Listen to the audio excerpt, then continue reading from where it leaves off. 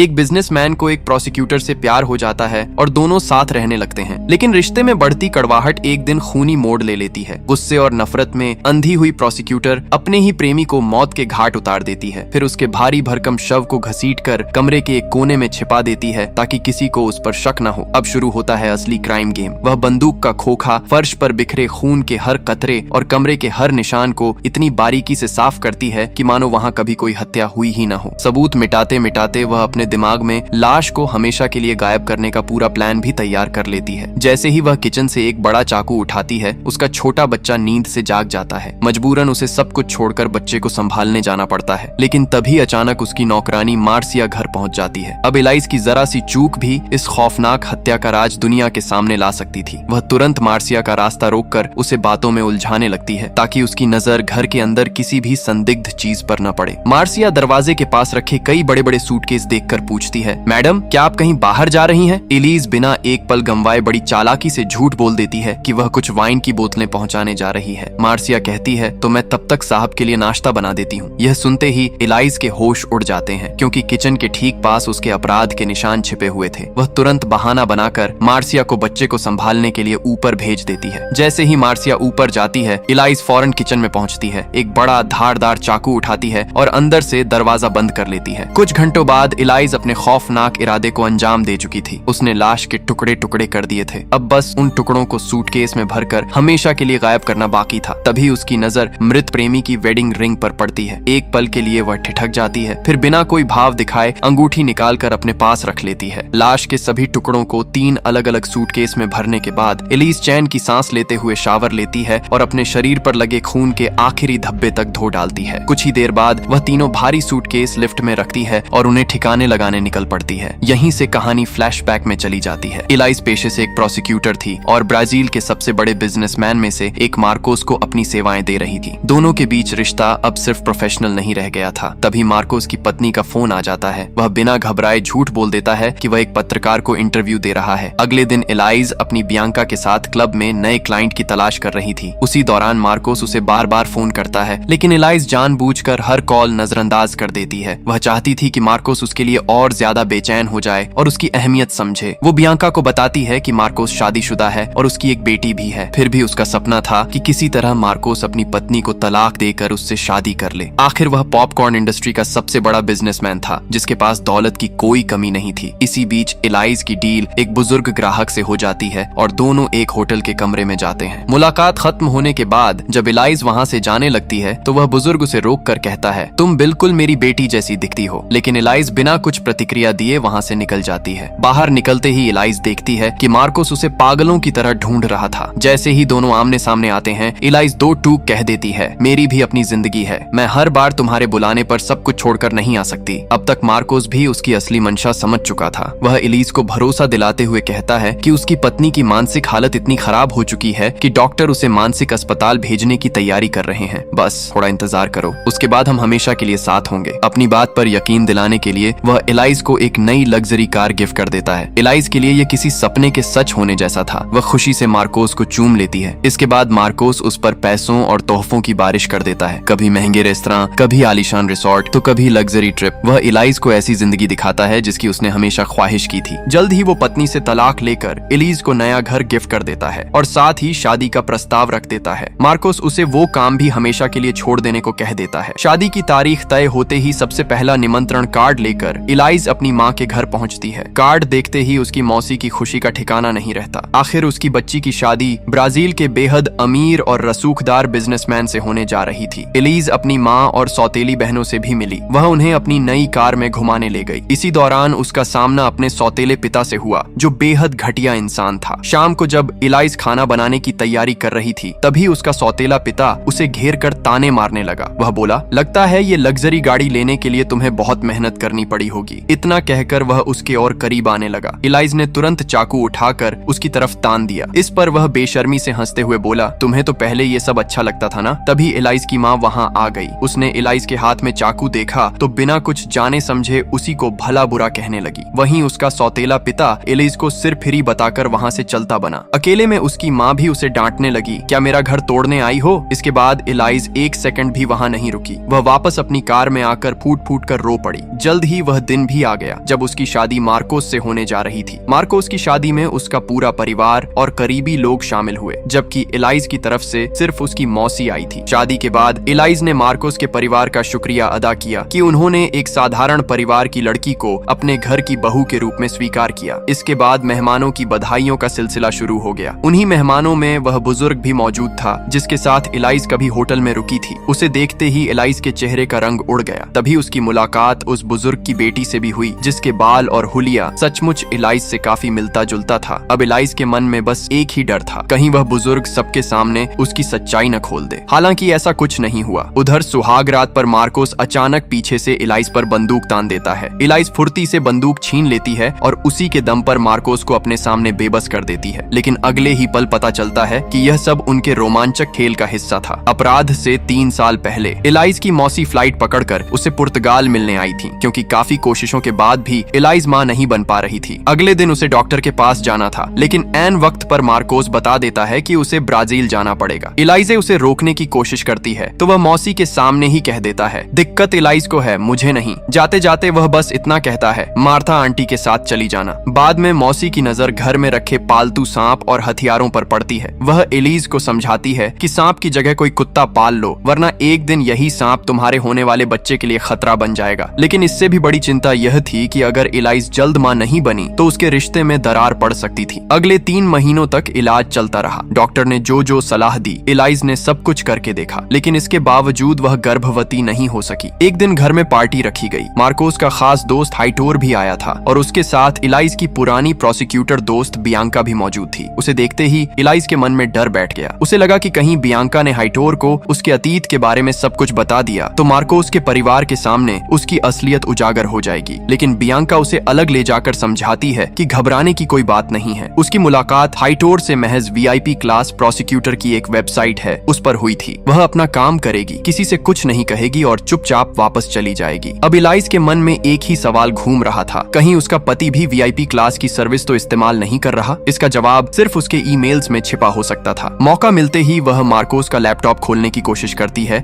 लेकिन पासवर्ड न होने की वजह से नाकाम रहती है। इसके बाद वह सही मौके का इंतजार करती है। एक दिन जब मार्कोस खुद लैपटॉप खोलता है तो एलिज चुपके से उसका पासवर्ड देख लेती है। रात को जब मार्कोस गहरी नींद में सो जाता है तब एलाइज दबे पांव लैपटॉप खोलती है और उसके ईमेल्स चेक करने लगती है। लेकिन जो सच उसके सामने आता है उसे देखकर उसके पैरों तले जमीन खिसक जाती है। मार्कोस ने अब तक VIP क्लास की वेबसाइटों से दर्जनों लड़कियों की सर्विस बुक की थी। इतना ही नहीं, उसने उनके बारे में रिव्यू तक लिख रखे थे। ये सब पढ़ते ही एलाइज का दिमाग सुन्न पड़ जाता है। पूरी रात उसकी आंखों से नींद गायब रहती है। सुबह होते ही वह मार्कोस के सामने सारा सच रख देती है। वह साफ कहती है कि उसने उसके सारे ईमेल पढ़ लिए हैं और अब वह उसे छोड़कर हमेशा के लिए जा रही है। मार्कोस उसे रोकते हुए माफी मांगता है। वह कहता है, मुझसे गलती हो गई, अब ऐसा कभी नहीं होगा, बस मुझे एक आखिरी मौका दे दो। इसी बहस के दौरान अचानक एलाइज को उल्टी होने लगती है। पता चलता है कि वह प्रेग्नेंट है। मार्कोस उसे गले से लगा लेता है और भावुक होकर कहता है, मैं तुम्हारा और हमारे बच्चे का पूरा ख्याल रखूंगा, बस मुझे एक मौका और दे दो। समय बीतता है और उनके घर एक प्यारी सी बेटी जन्म लेती है जिससे दोनों बेहद प्यार करते हैं। एक दिन दोनों ने साथ में डिनर पर जाने का प्लान बनाया था, लेकिन ऐन वक्त पर मार्कोस मीटिंग का बहाना बनाकर निकलने लगता है। एलाइज उसे समझाने की कोशिश करती है। वह कहती है कि वह दोबारा वही सब सहन नहीं कर पाएगी, लेकिन मार्कोस उसकी एक नहीं सुनता। जाते जाते वह बस इतना कहता है, तुम पागलों जैसा व्यवहार कर रही हो, तुम्हें किसी साइकेट्रिस्ट की जरूरत है। मार्कोस के जाने के कुछ घंटों बाद उसकी बहन एलाइज और अपने भाई से मिलने घर आ जाती है। वहीं एलाइज पहली बार अपना दर्द उसके सामने खोल कर रखती है। वह कहती है कि उसे डर है कहीं मार्कोस भी उसे छोड़कर न चला जाए, क्योंकि यही सब उसकी माँ के साथ भी हुआ था। उनके पति ने उन्हें छोड़ दिया, जिसके बाद उन्होंने दूसरी शादी कर ली। लेकिन जब एलाइज सिर्फ 12 साल की थी तभी उसके सौतेले पिता ने उसके साथ जबरदस्ती की थी। यही वजह थी कि एलाइज बिल्कुल नहीं चाहती थी कि उसकी बेटी भी उसी दर्द से गुजरे जिससे वह खुद गुजर चुकी थी। मार्कोस की बहन उसे दिलासा देती है कि ऐसा कुछ नहीं होगा और सब ठीक हो जाएगा, लेकिन एलाइज का शक लगातार गहराता जा रहा था। देर रात मार्कोस घर लौटा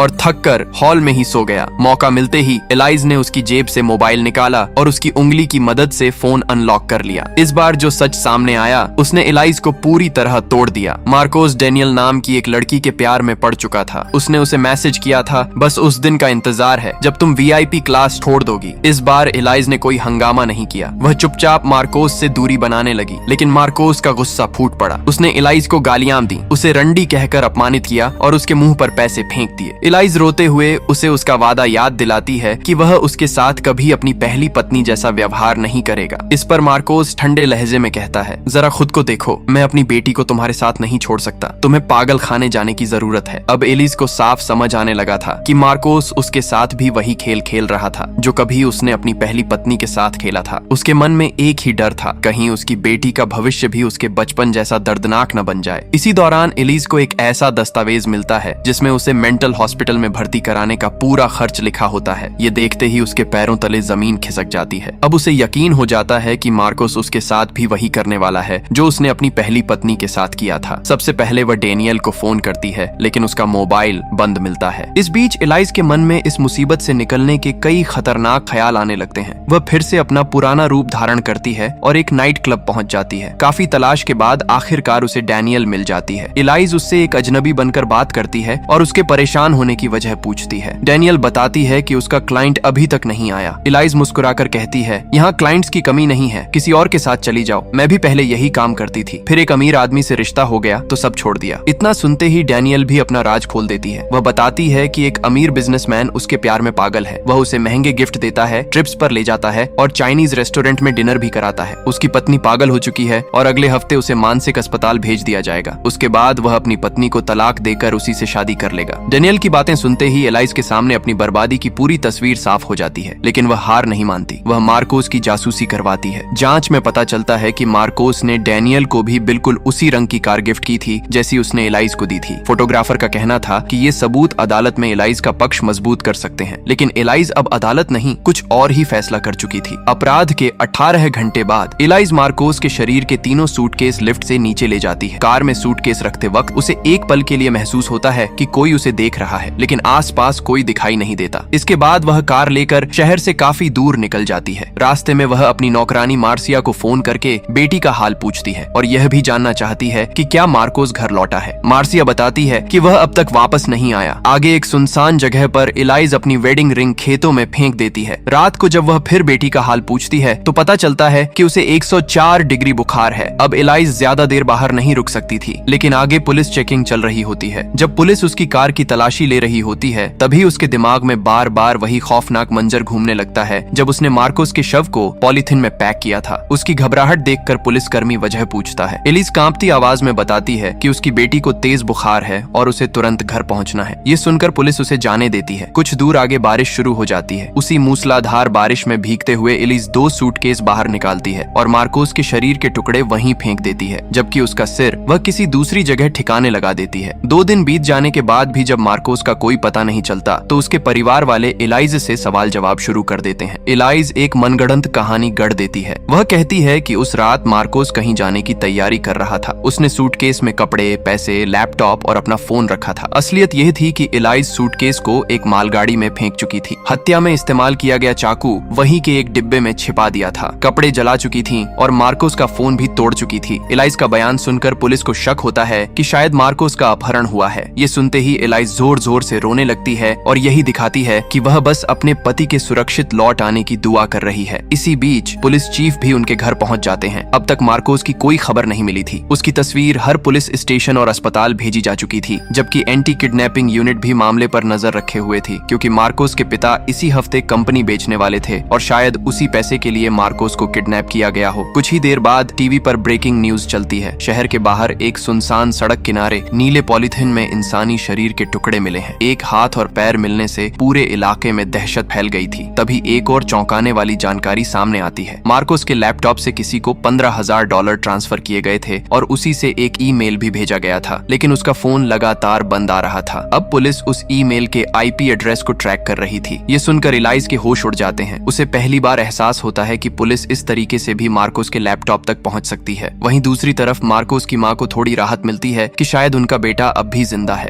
लेकिन तभी टीवी पर एक और खबर चलती है। इस बार पुलिस को शव का सिर भी मिल चुका था। शुरुआती अनुमान था कि वह किसी जापानी व्यक्ति का हो सकता है। इतना सुनते ही मार्कोस की मां की हालत बिगड़ने लगती है। उनके मन में एक ही डर घर कर जाता है, कहीं वह सिर उनके बेटे मार्कोस का तो नहीं। 16 दिनों तक चली जांच के बाद आखिरकार साफ हो जाता है कि बरामद शव बिजनेसमैन मार्कोस का ही है। इसी के साथ पुलिस चीफ फोरेंसिक टीम को लेकर एलाइज के घर छापा मारते हैं। एलाइज समझ ही नहीं पाती कि आखिर हो क्या रहा है। तलाशी के दौरान पुलिस को उसी तरह का नीले रंग का कचरा इकट्ठा करने वाला पॉलीथिन मिल जाता है जिसमें शव के टुकड़े बरामद हुए थे। इसी शक के आधार पर इलाइज को गिरफ्तार कर लिया जाता है। पुलिस स्टेशन में उससे घंटों पूछताछ होती है। लिफ्ट के सीसीटीवी फुटेज से साफ हो जाता है कि आखिरी बार मार्कोस पेंट हाउस की तरफ गया था, लेकिन उसके वापस लौटने की कोई फुटेज मौजूद नहीं थी। इलाइज सफाई देती है कि शायद वह सीढ़ियों से नीचे गया होगा, लेकिन अगली रात की फुटेज में इलाइज कई भारी भरकम सूटकेस लिफ्ट में ले जाती हुई दिखाई देती है। पूछने पर वह कहती है कि उनमें वाइन की बोतलें थीं, जिन्हें वह एक डीलर को बेचने जा रही थी। लेकिन जब पुलिस उस डीलर का नाम पूछती है तो उसे कुछ भी याद नहीं आता। पुलिस चीफ सख्त लहजे में कहते हैं, सच बता दो वरना अपनी बेटी को हमेशा के लिए खो दोगी। बेटी का नाम सुनते ही इलाइज टूट जाती है। रोते रोते वह बताती है कि मार्कोस भी उसे इसी बात की धमकी देता था। वह तलाक लेकर उनकी बेटी की कस्टडी छीनना चाहता था, इसलिए उसने उसकी जासूसी करवाई थी ताकि अदालत में साबित कर सके कि मार्कोस एक अय्याश इंसान है और बेटी की परवरिश के लायक नहीं। लेकिन सारे सबूत जुटाने के बाद भी उसकी वकील ने उसे बता दिया था कि अदालत शायद फिर भी बेटी की कस्टडी मार्कोस को ही देगी, क्योंकि वह एक बड़ा बिजनेसमैन था, जबकि इलाइज का अतीत उसके खिलाफ जा सकता था। इतना ही नहीं, मार्कोस अपनी कंपनी में अपनी सैलरी भी कम दिखाता था, जिससे इलाइज को मिलने वाली एलिमनी भी बहुत कम होती। इसी सिलसिले में वो अपनी मौसी से सलाह लेने गई थी। वहाँ वो अपनी बेटी के साथ अपने पिता को खेलते देख आपा खो बैठी। उसने उसे धक्का देते हुए चिल्लाकर कहा, मेरी बेटी से दूर रहो। किसी तरह उसकी मौसी के घर वालों ने उसे काबू किया और अपने साथ ले गए। लेकिन उसी दिन इलाइज वापस मार्कोस के पास लौट गई। फ्लाइट लेट होने पर भी मार्कोस उसी पर गुस्सा करने लगा। इलाइज बोली, पूरा हफ्ता मैं तुम्हारी बेटी को संभालती रही, अब तुम्हारी बारी है। लेकिन मार्कोस क्लाइंट से बात करने का बहाना बनाकर फिर किनारा कर गया। इसी बात पर दोनों के बीच एक और बहस छिड़ गई। इलाइज बस इतना चाहती थी कि वह अपने परिवार और बेटी को भी समय दे। गुस्से में उसने मार्कोस को ताना मारा कि वह हमेशा कंपनी के काम का बहाना बनाता है, जबकि पूरी कंपनी उसके पिता और भाई संभालते हैं। असल में वह खुद एक नंबर का कामचोर है। यह सुनते ही मार्कोस भड़क उठा। गाली देकर वह पिज्जा लेने नीचे चला गया। उधर नौकरानी मार्सिया भी बच्ची को सुलाकर घर चली गई। जब तक मार्कोस वापस लौटा, इलाइज उसके और डैनियल के वीडियो चलाकर बैठ चुकी थी। वीडियो देखते ही मार्कोस बुरी तरह बौखला गया। इलाइज गुस्से में बोली, तुम सिर्फ रंडियों के साथ ही खुश रह सकते हो, तुम्हें अपने परिवार की कोई कद्र नहीं, तुम एक नंबर के अय्याश हो, इसी वजह से कंपनी भी बर्बाद हो रही है। यह बात मार्कोस को तीर की तरह चुभ गई। उसने तमतमा कर कहा, तुम्हारे पिता सही कहते थे, तुम पैदाइशी रंडी हो। बस यही वह पल था जिसने सब कुछ बदल दिया। गुस्से में अपना आपा खो चुकी इलाइज ने मार्कोस को गोली मार दी। कुछ ही पलों बाद उसे अपनी गलती का एहसास हुआ। घबराकर उसने पुलिस को फोन किया, लेकिन बिना कुछ बोले ही कॉल काट दी। इसके बाद वह शांत होकर वे पुराने वीडियो देखने लगी जब मार्कोस सचमुच उससे बेइंतहा प्यार करता था और उसकी छोटी छोटी यादों को कैमरे में कैद किया करता था। रात गहराने के बाद इलीज ने मार्कोस के शव के टुकड़े करने शुरू कर दिए। यह उसके लिए उतना मुश्किल नहीं था, क्योंकि पहले वह जानवरों का शिकार कर चुकी थी और इस तरह का काम कर चुकी थी। जैसे ही उसने उसका सिर धड़ से अलग किया, तभी उसकी बेटी के रोने की आवाज आने लगी। नौकरानी मार्सिया बच्ची को लेकर नीचे आ रही थी। दरवाजा बंद देखकर उसने इलाइज को आवाज लगाई। अंदर से इलाइज झल्लाकर बोली, तुम्हें ऊपर ही रहने के लिए कहा था। मार्सिया ने जवाब दिया, बच्ची को भूख लगी है। इलाइज ने खुद को संभालते हुए कहा, उसे पालने में लिटा दो और तुम मार्केट जाकर ग्रोसरी ले आओ। मार्सिया के जाने के बाद इलीज अपनी मासूम बच्ची को गोद में लेकर दूध पिलाती है। अपना पूरा बयान देने के बाद इलीज को हत्या के आरोप में गिरफ्तार कर लिया जाता है। जेल ले जाते समय न्यूज रिपोर्टर उस पर सवालों की बौछार कर देते हैं। उसी भीड़ में मार्कोस की बहन भी खड़ी थी। वह एक बार इलाइज की तरफ देखती है और बिना कुछ कहे वहाँ से चली जाती है। कुछ साल बाद जेल में बंद इलाइज अपनी बेटी के नाम एक लंबा खत लिखती है। उस खत में वह समझाने की कोशिश करती है कि आखिर उसने इतना खौफनाक कदम क्यों उठाया और किन हालात ने उसे इस मुकाम तक पहुंचा दिया। दोस्तों, सच्ची घटना पर आधारित यह फिल्म आपको कैसी लगी? अपनी राय हमें कमेंट में जरूर बताइए। अगर आपको हमारा यह एक्सप्लेनेशन पसंद आया हो तो वीडियो को लाइक करें, चैनल को सब्सक्राइब करें और हमें सपोर्ट करें, ताकि हम आपके लिए ऐसी ही शानदार मूवी एक्सप्लेनेशन वीडियो लगातार लाते रहें।